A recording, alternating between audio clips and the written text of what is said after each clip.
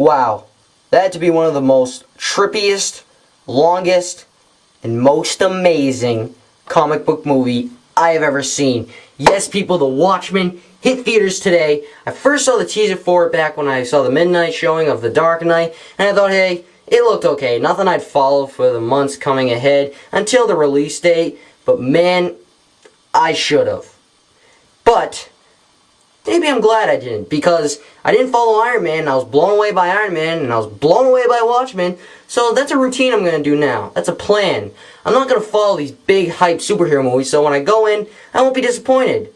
I might be blown away, which I was tonight, and here's why. Number one, the story is so much deeper than you would expect.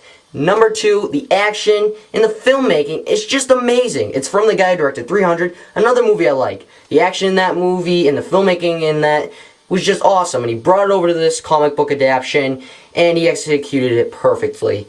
Number three, the characters. Some of them are amazing, some of them are kind of weird. There's too much dangling blue penises.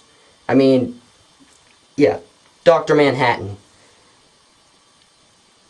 Put the thong back on. I mean, really, every 5 minutes, when I first found out it was rated R, I'm like, oh my god, there's a naked blue guy in this. Oh god. And yeah, I was right. But anyways, other characters. Rorschach, if I'm pronouncing it right. I'm probably not. But anyways, he's an amazing character in this movie. Number one, he's just awesome. Number two, he proves that gingers can be tough. And number three, he does the Batman voice better than Christian Bale. Yeah. Anyways, other amazing characters. You got the bitch from The Heartbreak Kid. Yes, the crazy one. If you have not seen the movie, you probably won't know what I'm talking about, but every time I saw her and she said something, I just couldn't stop laughing, because all I saw in her was, Jack Hammer me!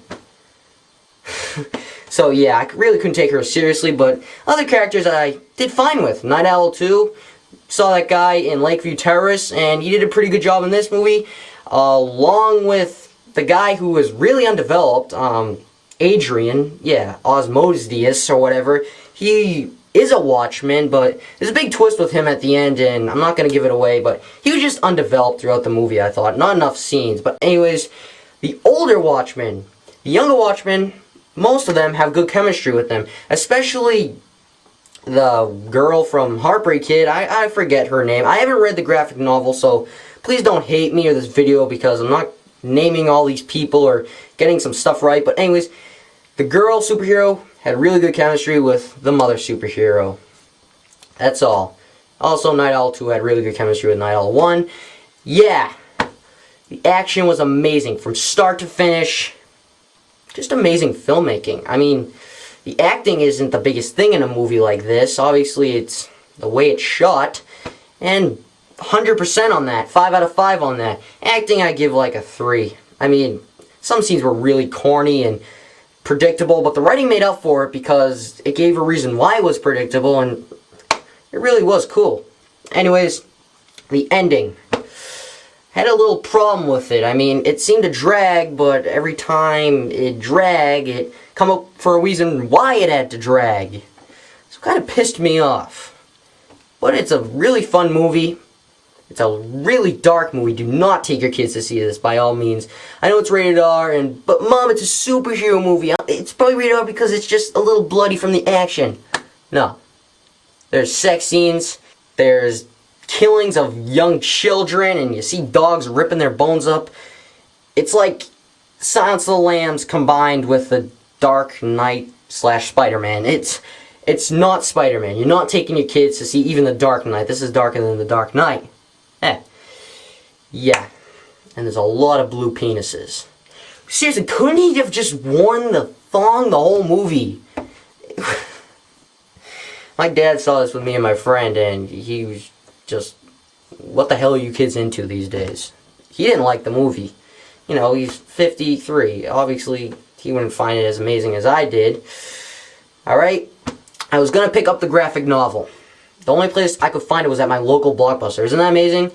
With a big movie like this coming out, you think you'd find the graphic novel at Borders or Barnes & Nobles. Didn't. Just found a lot of Watchmen t-shirts. So I'm gonna read the graphic novel. A couple nights on the toilet, I'll get through it. And I hope it's as good as the movie. probably better, because the book's always better than the movie. Alright? It's 5 out of 5. It's a really good film. If you're 18 or under, not 13, maybe 14, I don't know. You should go see this movie. It's worth your time and money. Trust me, if you like the graphic novel, maybe you'll be disappointed because it's not, everything's not the same, like Twilight. But seriously, I think even the people who are disappointed will find some joy in this movie.